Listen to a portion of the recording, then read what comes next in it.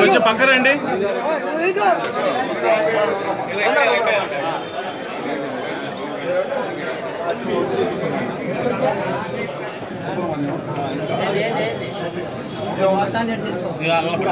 Singareddy Kodad